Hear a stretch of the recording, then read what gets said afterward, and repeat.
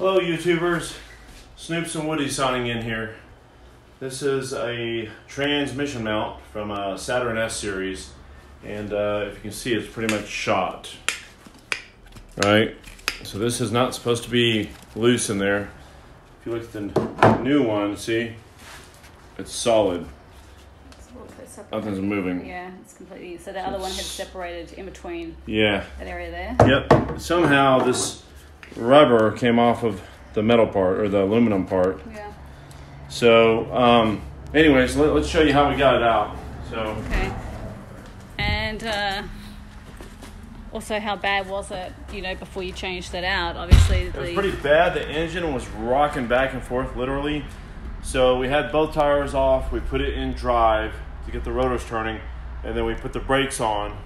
And as soon as we did that, you'd see the transmission, the whole engine just shift back. Yeah. It would also kind of turn. Yeah. Or twist. And if you put the brakes on like really quickly, because I was kind of like just braking suddenly and then braking suddenly again, and when you do that, it emphasizes the amount of movement in the transmission. It's pretty bad. And engine, as you can see, it's pretty bad. Yeah.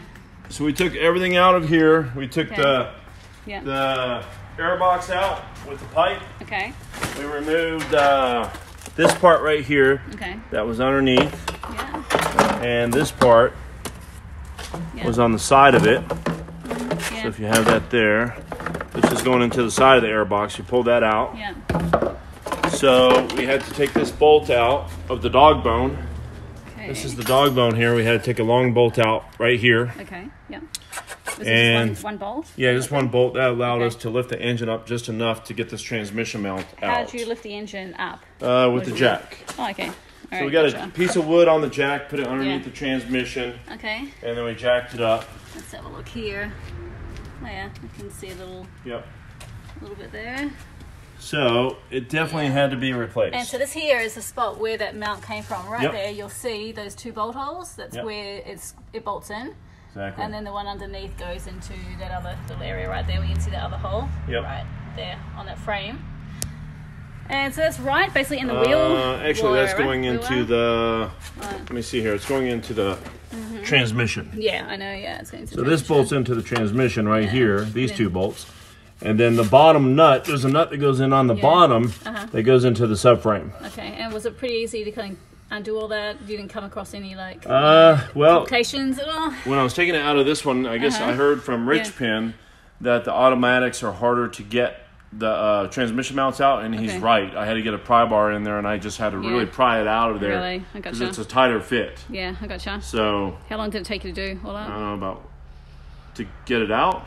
Yeah, the whole thing. To get it out, probably for me, it took about 20-25 minutes. Okay. But the whole job would probably take about an hour. Okay, total. Gotcha. Yeah. Whereabouts did we get our part from? We got it from Parts East parts store. It's an aftermarket part. But it's better than what was in there. Yeah, does it come with a part number on it in case someone wants to order that? Let's take a look. Got the box. Oh, right here. Okay, let's have a look at this part number. Motor mount, and this is of course for a 2000 model. Is that it?